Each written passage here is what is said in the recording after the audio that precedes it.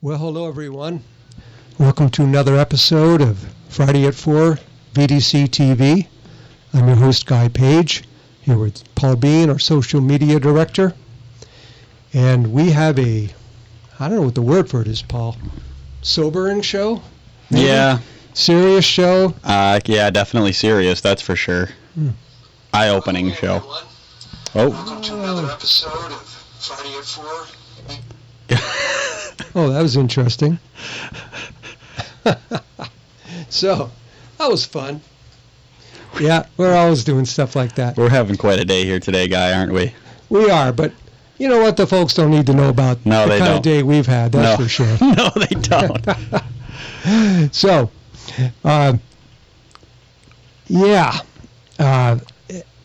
this has been... So today, we will be talking about Vermont Energy, some bad news, you might say, about the clean heat standard.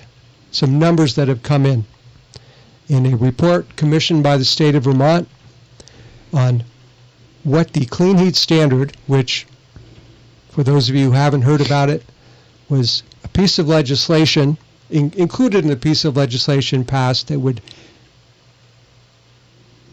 turn our fossil fuel heating homes into more electrified or other forms of clean heat, and would replace your propane, your heating fuel, your natural gas with wood pellets, heat pumps, that kind of thing. We all knew it was going to be hugely expensive. We now have a better idea just how hugely expensive this is going to be. A report by NV5, a consulting agency commissioned by the state of Vermont, was published September 1st. So far, I have seen no media coverage on this. Perhaps it's been out there, but I haven't seen any. It's been almost a week that this has been out. I'll give you the top line.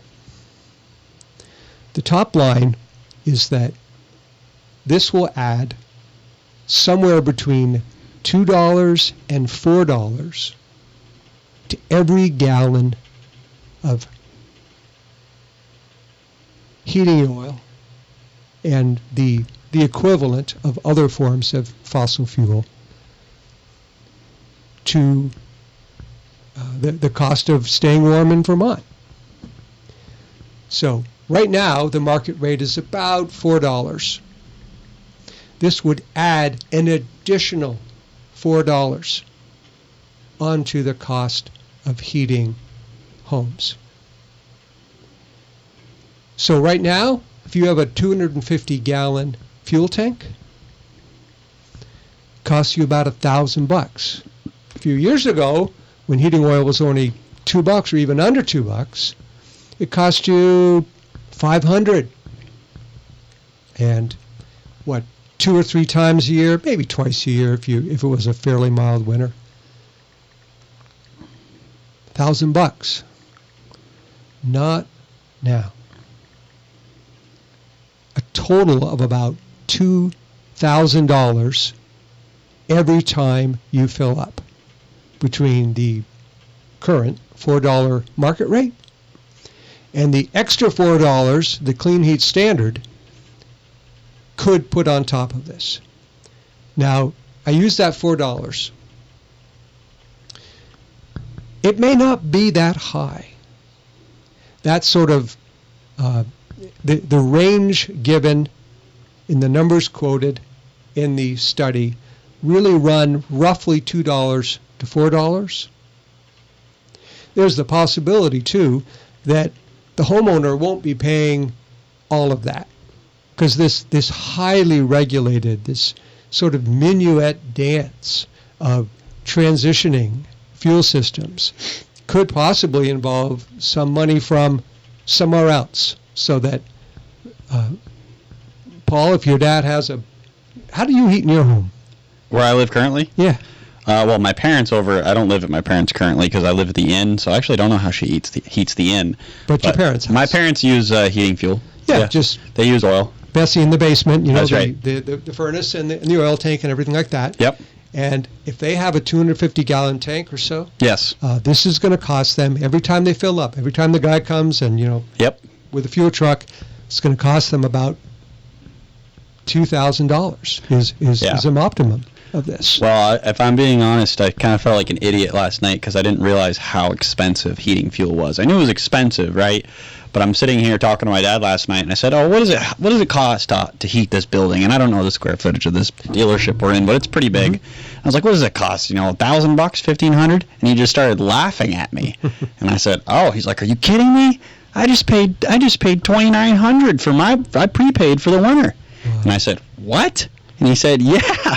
And I said, "It really costs that much to heat this place?" He said, "Yes, it does." So it already costs that much, and that's what they want to do is they want to double that. To heat this building is about $5,500 a year. So I know we're planning to have Matt Cota on the phone in a little while here. Yes, we and are. I want to ask him, how much is that going to cost me, or not me, but how much is it going to cost us to go from $5,500? Is it really going to be $11,000 a year to heat this building? That is just unbelievable. It's an incredible thought. Now, one of the reasons they did this study is because there is what's called the check back. At some time early in next year in the legislature, if they want to move forward with this clean heat standard plan, there has to be a roll call vote in the legislature. Are we going to do this or not? And here's what it costs. So this study goes a long way to tell us what the costs are. It's not the final thing. There's a lot more work has to be done on implementation to know really exactly how much it's going to cost. As I was saying before, that the hope, I suppose, from a consumer's point of view, is that the folks putting together this delicate dance will include some funding from somewhere else. I think we have Matt on the line, Guy. Oh, okay. Well, we have Matt Cota, former president of Vermont Fuel Dealers and still affiliated with them. Matt, can you hear us? Hello.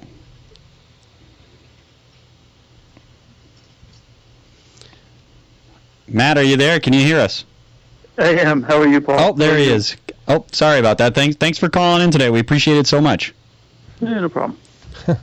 Hold on a second, Matt. We're getting take mine, headphones. Guy. Oh, well, thanks, Paul. Okay.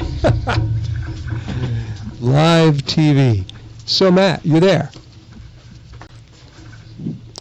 Matt, can you hear us? What you got? Oh, hey, Matt. Hey, thank you very much for calling in to our studio, which today is, it's been a fascinating day. But it has for you too, I'm sure. I know you've been busy all week long trying to figure out what does this NV5 report that dropped on September 1. What does this mean for starters for Vermont consumers? So, as you know, as you've been talking about and writing about,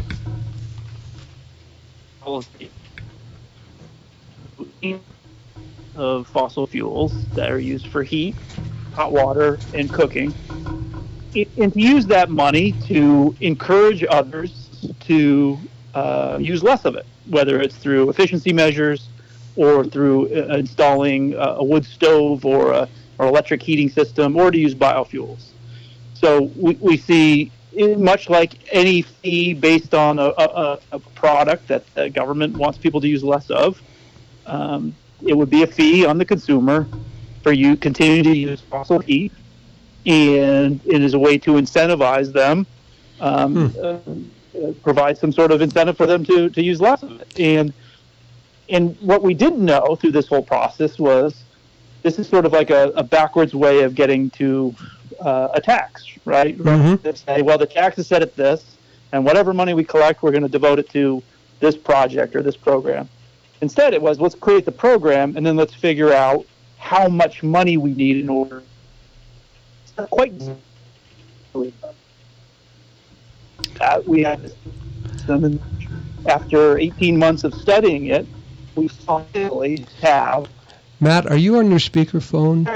a serious and significant analysis of what it would take to operate the program and how much money we need, not to run a program, but how to Hey, Matt. to reduce greenhouse gas emissions. Matt, can you hear me all right?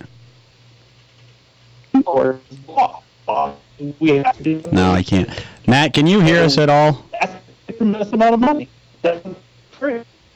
Hey, And Matt. the way to get it is by taxing those that continue to use. Okay. Matt, can you hear us at all? Guys, I just want to apologize to folks. We're just having a little bit of a sound connection here issue. I'm sure you guys know in Vermont, sometimes our sound doesn't want to work the best. Matt, can you hear us all right? We can't hear you very well at all. It seems to be breaking up quite a bit.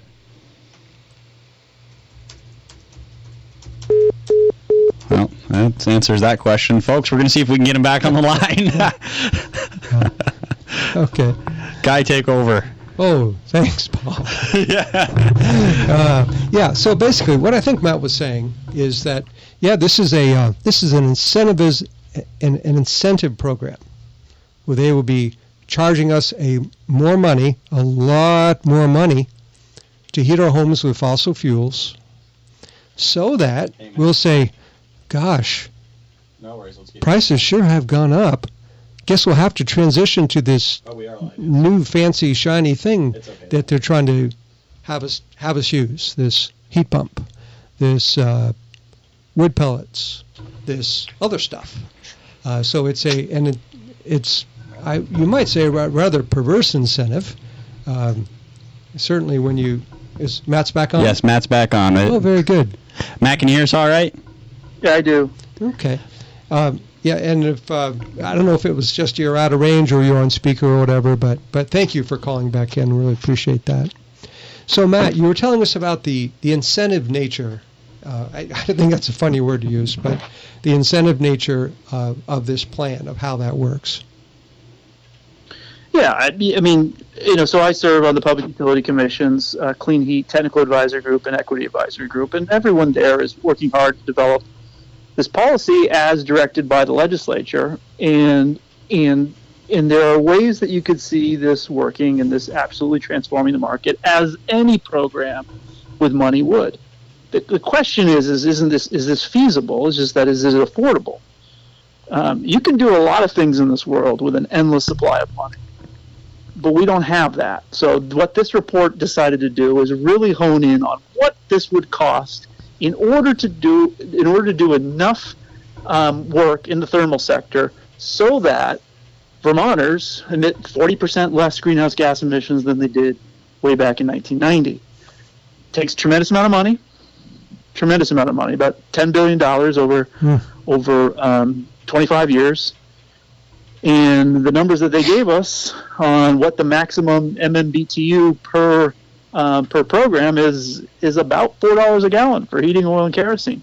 Now that, if you talk to anyone who supported this, they will say out loud, well, that's an absurd number. Some will say, nope, we all have spine and we should endorse it, we should support it. But most are more reasonable and say, well, that's an absurd number. That's certainly not feasible. That's not politically feasible. That's not economically feasible. That could put people in Vermont in real danger. If you doubled the cost of heating their home in 1 year. What do you mean by real danger, Matt? Yeah, I mean, we're not talking about a luxury item. We're talking about what is still an essential commodity, a necessity in Vermont. We still have cold weather. We still have 4 out of every 5 homes depends on fuel being delivered to their house that combusts. And until we solve that, doubling the cost to heat their homes is not a solution. It's certainly not a climate solution. It's certainly not an affordability solution. And it will have a disastrous impact, particularly on rural areas of Vermont, which most of Vermont is. What happens when someone's living... their local heating fuel dealer and propane dealer to ensure that they have heat and hot water and cooking gas in the wintertime. What happens to someone who's living in a rural home and they don't have money to buy their now $8 a gallon or whatever heating fuel? What happens? It's devastating to think about. But let's step back to how absurd this number is. And listen, I didn't come up with it. Wasn't me. I would have guessed a lot lower. But that's the numbers. Those are what we paid $250,000 for a group of really smart scientists to figure out what the number is, and they told us. And some still refuse to believe it. I'll take them at their word. But what we have now is we have a system in which we have a number that is economically and politically, this is not feasible. So what's next, you might ask? Well, what's next is figuring out whether this program can be salvaged, but at a lower fee. But here's where it gets really interesting. Number one is, I don't know if it can, because according to the study, it's going to take $1 billion, billion would it be, over the next 25 years to run a program to just take care of the admin costs. Never mind the actual incentives, just the admin. Gosh. Well, at 200 million gallons, that's pretty easy math. That's 20 cents a gallon.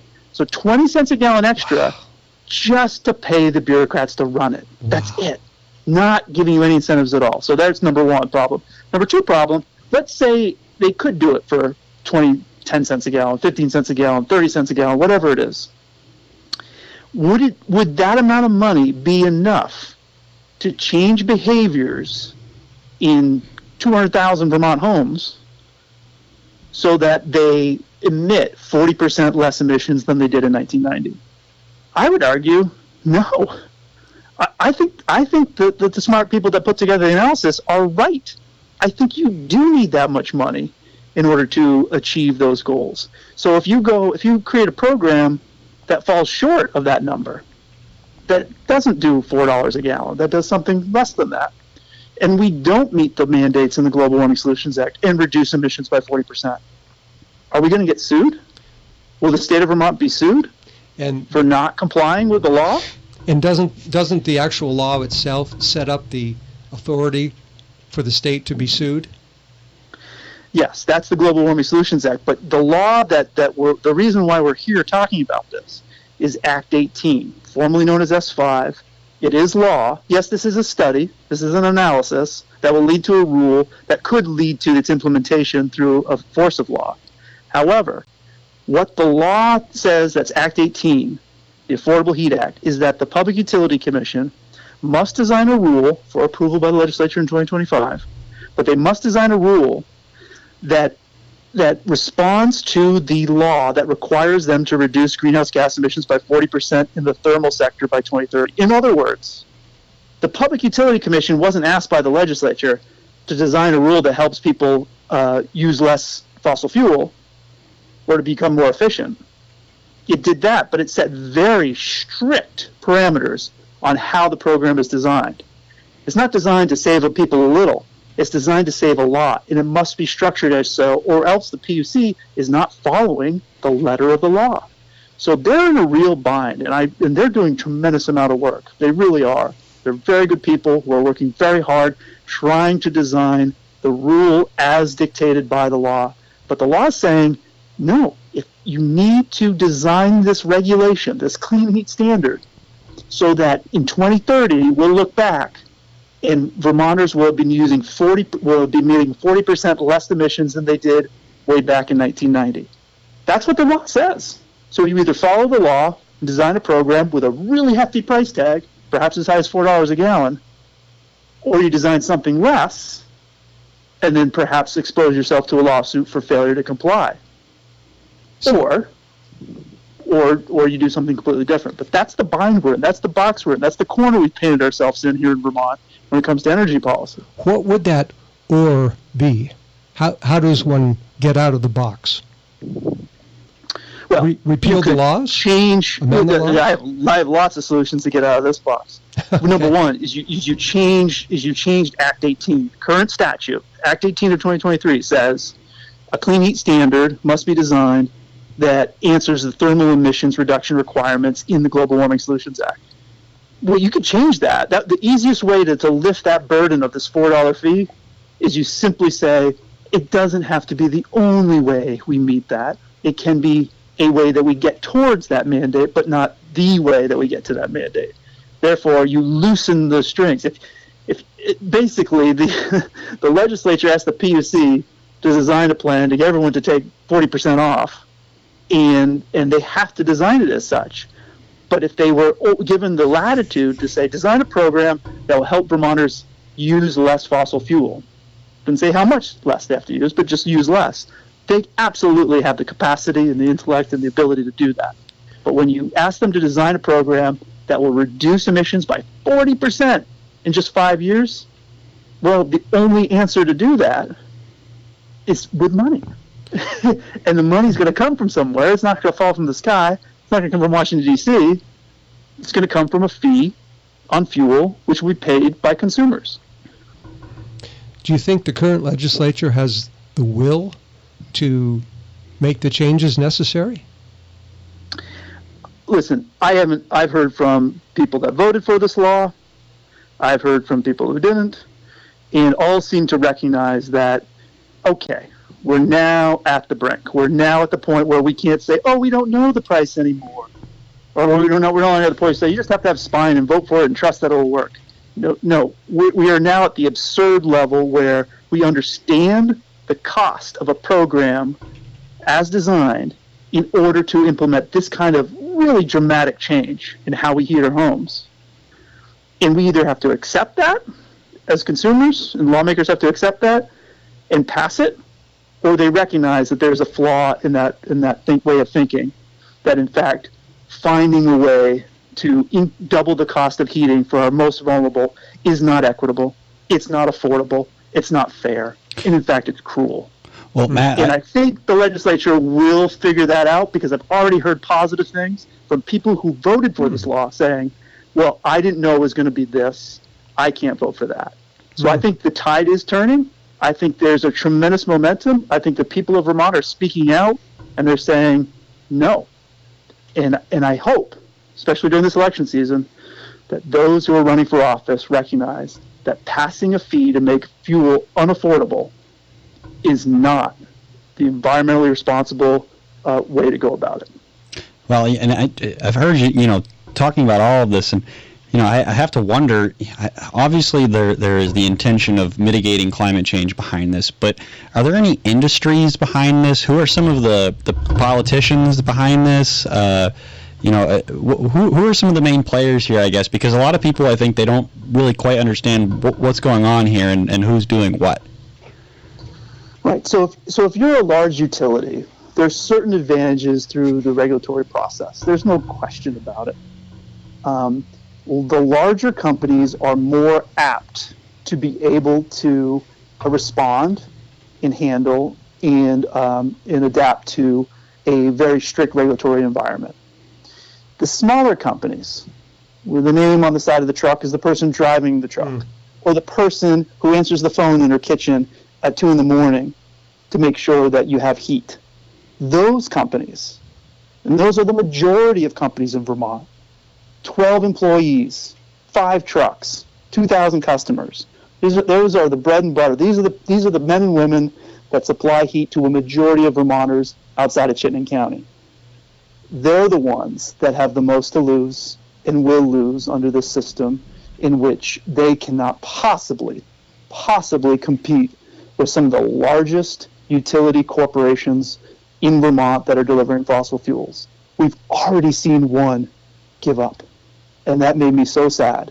When Carol Leo called me and just said, Matt, we can't do it anymore. We only have 600 customers.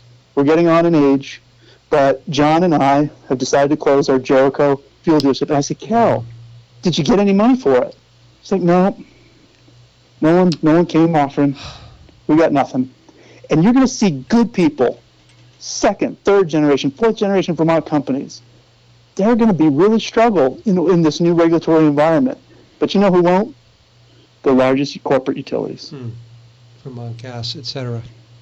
Yeah. When we bought our house in Cambridge, 2000, it was Christmas Eve, we moved in. Cold night, bone dry tank. And I called up the local fuel dealership, Jack Corse, and Jack himself came over, I guess because it was Christmas Eve and everyone else had it off, came over and filled us up, stood in the kitchen and said, yep, went to a lot of good parties in this kitchen. and And just the community connection that fuel dealers have is just priceless. And to think that the legislature is just sort of, there's more important things than that. Very, very painful to think about. Thank you for sharing that story about Jack. Jack passed away a couple of years ago, and he's one of my favorite people. His dad helped build Smuggler's Notch way back in the day, and even though Jack isn't with us anymore, his daughter Mallory and his son Griffin still operate that little company in Cambridge and do a wonderful job. But they're looking at this and going, how are we supposed to? We're really good at making sure that guy has a full tank. We're really good at waking up at 2 a.m. and making sure our customers have help. But you know what we're not very good at? Filling out paperwork with lawyers at the Public Utility Commission at 112 Straight Street alongside the largest corporate-owned fossil fuel companies in Vermont. And you know what? That's what they'll have to do. Not fill your tank at 2 a.m, but fill out paperwork. This is nonsense. It's insanity.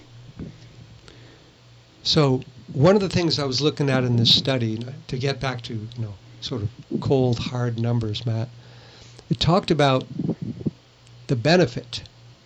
This is going to, it's going to cost $9.6 billion, but there's going to be a benefit to it. Actually, a net benefit, they said, of $2.1 billion over the whole course of this thing. And the argument that they gave was that there will be social, environmental, and economic benefits. And some of those I can sort of understand. If you're not buying fossil fuels and you're buying something else, then am I too loud or too quiet? No, you're good. Just keep. Oh, okay. Yeah. All right. Thanks. Then it's going to be. What was I talking about? I'm sorry, Guy. I didn't mean to take away your sorry right. about that, folks. No, I get what you're saying. What you're saying, Guy, is that there is some analysis done in more energy efficient equipment, newer equipment that doesn't use as much fossil fuel. Clearly, if you think about the history of energy consumption in Vermont when it comes to heating, the average Vermont home 50 years ago used 1,700 gallons of heating oil. Today, that same home, or the equivalent home, I should say, burns about 700 gallons. The reality is better fuel, better equipment, better built homes, better insulation, better windows, better doors. All of that has added up to more efficiency, and that's a good thing. No one's denying that, and that's all positive for the economy and for this year. Or is the argument we all need to do our part, we all need to do our share, but to create injected value based on an outcome which is unlikely to occur, meaning we could stop selling heating oil and propane tomorrow, it's not going to change climate-related weather patterns in 2025. Do you think they really believe that, though? I don't know. I don't know. I do know that people have pitched this program as a way to solve climate change. And whenever I hear that, I said, no, this is a way to get people. This is a carrot and stick approach. It's classic government approach. You raise the price of stuff that you don't want people to use, and you use the money to incentivize things that you do want them to use. That's all this is. It's not something too exotic here. So, but to say that by doing so, we'll have a downstream impact on future floods. Well, it doesn't. And you know what it also doesn't do? It doesn't pay for a new house for the person who lost it in the weather event. It doesn't pay for a road that got washed away or a bridge. None of that does. And if you ask someone who had suffered through the floods this summer or last summer, would they rather have a house and a kitchen so they can cook their own food, or would they rather have a heat pump? I think we know the answer to that. So Matt, our reporter Mike Pulaski did a story this morning that the state has had 99 flood mitigation measures that, according to the 2018 flood plan, they were supposed to plan and carry out. They've only done a third of them, a third of the flood mitigation plans. And I've got to think, since ANR, Agency of Natural Resources, is the point for that is it possible that all of the money and all of the time and all of the resources, the $500 million the state spends annually on climate change and carbon reduction, if some of that maybe could have been spent on stuff like flood mitigation planning, but it really is that the more you spend all your time on one thing, the less a state has an opportunity to say, okay, we've got these other problems too. Oh, and we also have healthcare going up 20% this year. I just got a press release today that the new consultant study on Vermont healthcare costs will be coming out on September 18th. And I'm pretty sure that's not going to be good news. And then there's also the education funding that went up. And we've got schools, old schools, a price tag to sort of fix all the crumbling and failing and should be closed schools in the $10 to $20 billion range. So we've got all these gigantic ticket items. And yet the one thing the legislature is laser focused on is, oh my gosh, whatever we have to do, we need to reduce our carbon footprint. Right. And part of that is the 2020 law.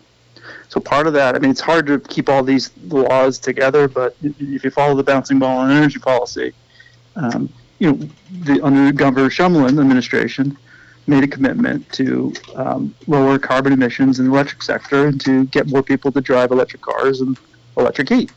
And when the public didn't respond to those to that as much as they wanted, they realized that their incentive structures were needed. And that's understandable. But if it becomes less desirable, the higher the incentives. And so we're now at this point where because it couldn't happen naturally, the market wouldn't adapt to it, even with incentives, that they created a law that required it. Right. And the law is very clear. We will be sued. The state of Vermont will be sued. Yeah. And if we are, and a state superior court judge rules that, Vermont, you didn't do enough to reduce emissions by 40% from 1990 levels by 2030. Wow. So now what happens next? Well, now the Agency of Natural Resources has to promulgate rules, which means rules which have the force of law would be filed with the Legislative Committee on Administrative Rules, where 5 of the 8 members of that committee would then approve them. Mm-hmm. What could those rules be? What could those rules be that we don't already have? We've got rules regarding electric trucks, electric cars, now electric heat. But at some point, consumers have to make a choice about what they're going to use. And it doesn't matter how many rules or laws are in place. If you don't have the money to do what the government is pushing you to do, and they're not paying for it all, then you're going to keep using what you have because it is most economical for you to do that. Well, Matt, if you put in a new tank and a new boiler, a new furnace in the past 10 years, why would you take that out before the end of its useful life? Absolutely. Hey, Matt. We're very frugal in Vermont. We don't install stuff and then throw it out. That's what they do in California. That's not what we do in Vermont. Unless we take care of our equipment, we take care of our homes, we take care of our cars, and we make them last. That's right. Well, Matt, thank you so much for calling in and informing us, telling us what is going on. Well, thanks for what you guys do, and keep it up. Yeah, thanks so much. Yeah, right. Thanks, Matt. So we have Rob Roper, who is going to be calling in just a second here, Guy. But, based off what he's saying, and I think some of what we've talked about, and maybe you can't answer this question, but hopefully Rob can. If we're paying $5,500 a year here in this building to heat this building, so it's going to be about double that? Is that? Or maybe a little bit? Yes, that's about right. Either 50% more if we're quote-unquote lucky, or double it. This is what the legislature doesn't understand. When you're talking about like necessities, like heat, it should be as cheap as possible. Why? Why? Don't you realize carbon emissions is the moral imperative? Yeah. You talk like staying warm is the moral imperative. Yeah. What's wrong with you, Paul B? I don't know. Don't you think it's potentially the moral imperative? I mean, it Yeah, just I they do. don't understand from not only like a survival aspect, because I just don't understand how they don't. I was thinking about it today, like when we were talking about it yesterday, just how difficult it is to heat our homes. Rob is trying to call, and it says, just get another blanket. yeah. Cota, some interesting stuff. And on Rob's Substack page, Behind the Lines, recommend you go to it, subscribe, check it out. Rob is the best read of policy and political columnist in the state of Vermont, as far as I'm concerned. Well, that's kind of you to say. Thank you, Guy. No, it's just the truth. So, Rob, what do you make of? I guess I want to cut to the chase. Now that Matt's sort of given us a sense of what's going on here, what's next? What can people do about this? What's next in the process, and what can people do about this? The next thing in the process is the election that takes place on November 5th. And actually, people start voting. Ballots will be mailed out on the 23rd. And if you don't want to pay $2,000 to fill up a 250-gallon tank with fuel oil, you got to vote for a Republican for the House and for the Senate. Period. That's the next step. That's the thing that has to happen. Because the folks in Montpelier, most of them, I know that there's some that are first termers. Well, the first termers voted 3 times for this clean heat standard. They voted to pass it out of their body, the House or the Senate.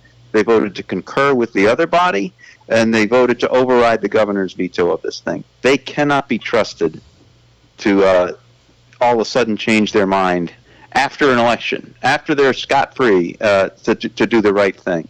There's a lot of special interest pressure coming from the VPIRGs, the Sierra Clubs, the Energy Action Networks, a lot of money, and from their leadership. I mean, we saw the video. I put out the video from that Democratic Senate caucus meeting where Philip Baruth said, "Don't pay any attention to the people. We're going to pass these bills whether the Republicans like it or not, whether the governor vetoes it or not."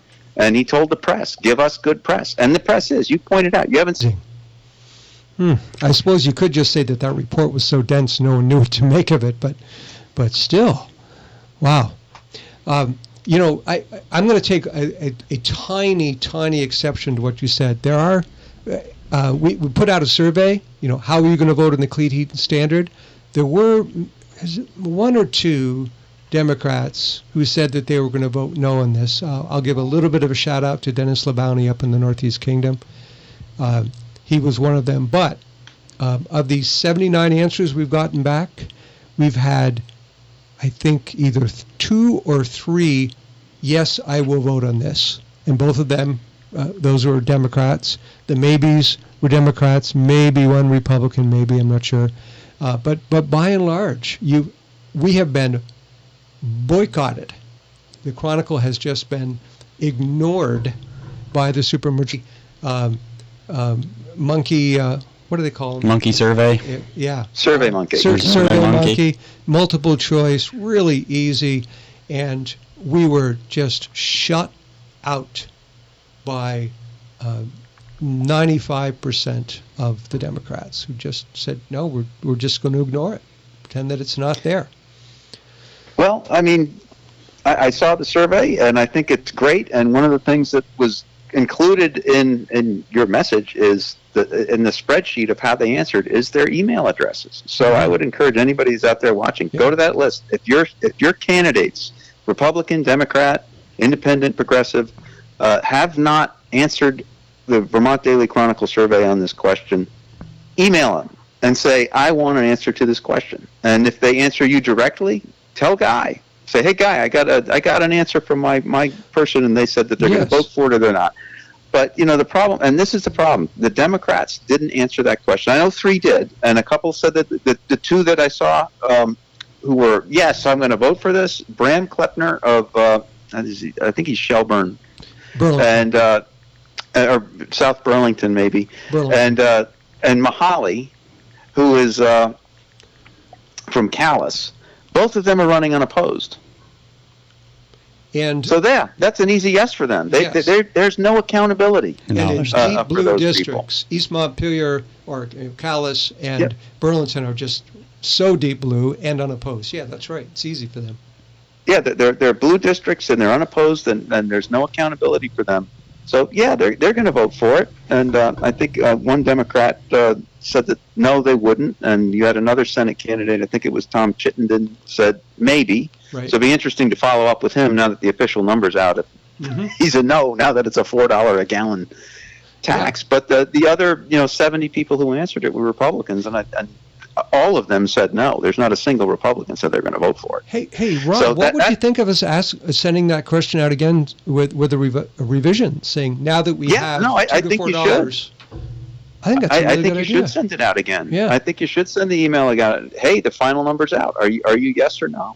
But that the pressure from the leadership, the pressure from those special interest groups. VPIRG is out there endorsing these candidates through their PAC. Right. VPIRG Action, and the Sierra Club is doing it. Energy Action Network. A lot of these, they're all out there endorsing candidates, and the reason they're endorsing these candidates is because they expect them to support this bill. So they're in a bind. And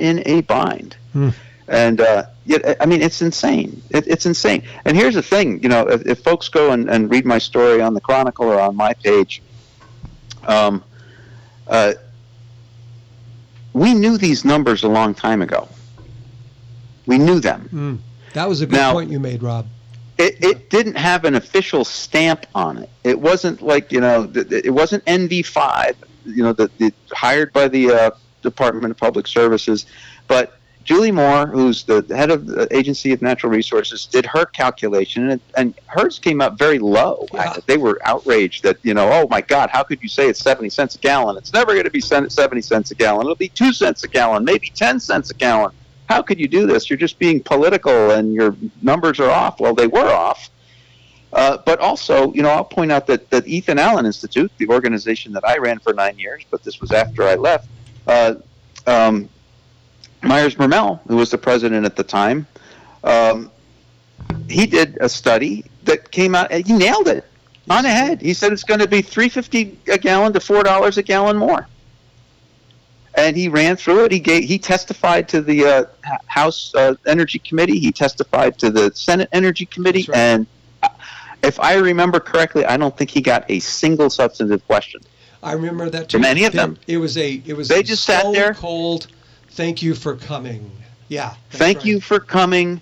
Off you go. Yes. And and of course the press didn't take him seriously, but he was right. And it reminds me, when Wendy Wilton did the same thing for the single payer health care back in 2013, 2014, and we paid Shao like $500,000 or something to do the study. Wendy did it at her kitchen Right. table over the course of a weekend using an Excel spreadsheet in Google. And she nailed that number directly. So we knew these numbers. They just refused to look at the math. Rob, And the mainstream I wanna, press refused to hold them accountable. I'm glad you mentioned healthcare, because I remember that press conference that Peter Shumlin was at, where he finally blinked and he said, we have the hard numbers here on single payer, and we just can't do this. And they blinked. They said, there's no way we can. Myers Mermel as Wendy Wilton and Phil Baruth as Peter Shumlin, a reprise of that.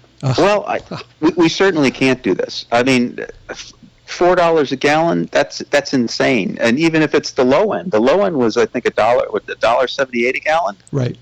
So 3.5 times what they said was unacceptable back when Julie Moore did it. But we have spent millions of dollars to arrive at where we knew we were at the beginning of the process if anybody had applied any common sense to this. Which is why I say, do not give them the chance to have a deathbed conversion here. You got to vote them out, because they'll come back and they'll come up with something just as crazy. And as Matt was pointing out, even if they say no to the clean heat standard, the Global Warming Solutions Act mandates that we do something on this scale to reduce our carbon footprint. And it's going to cost as much or more. Oh, what a scam. It's a total scam. It's such a scam. So seriously, I mean, if Vermonters really want to have some sort of meaningful approach to getting us out of this box, then it has to be Republicans. It has to be. That's right, because there's no indicator at all that the Democrats are on their own are going to do this. Be nice to think that they would, but just not seeing it. Nope, they will. There'll be a kicking of the can down the road. I mean, Right. you just got your property tax bill. They didn't do anything to fix that. They had the whole legislative session last December. The tax commissioner came out with that. It's going to be an 18% property tax increase. They said, you're fear mongering. We're not going to do anything about it. The actual number came out higher. They had an opportunity to do some real reform of the education finance system. They didn't do it. They kicked it down the road 3 years with that farce of a study committee. I mean, you can expect the same thing. They believe in this stuff. They think that they're saving the planet. We've seen Mark McDonald, the senator from Orange County, who's on that committee, the Energy and Natural Resources Committee in the Senate, say, we don't do things here to help poor people. We are here. We do things to save the planet. What do you think this is, though? Like, how could they be? Are they delusional? Like, how do they not get it? I really don't understand. Oh, I think this is their religion. I think they have a God complex. I think that they think that they're saving the planet, and if they have to sacrifice Vermonters in order to do it, they're perfectly willing to do it. So when you say, Rob, willing to sacrifice Vermonters, one of our commenters here, Puffin, says, what would the legislature do when Vermont is emptied out in another 10 years? And I think there's something to that. Even Alex McLean, who's former Shumlin spokesperson, is now a somewhat Democratic lobbyist, was saying that her husband, who's a real estate agent, was telling Kevin Ellis the other day, a lot of people listed their houses in August, which is generally not when they do that. And the reason they're doing it is the property tax. People are leaving. But this just sounds so cynical for me to say this, but I've got to wonder if the Democratic leadership is thinking, well, we'll get rid of people who are always complaining about their taxes and everything, and have their homes bought by well-off seniors from out of state of the liberal stripe who have no problem with paying more taxes, with heat pumps, with et cetera, et cetera. And by the way, speaking of heat pumps, this study rated what are the most expensive ways to accomplish reduction of carbon costs. By far, the most expensive way was the heat pump. 32 cents per carbon unit compared to McNeil's system of 16 cents.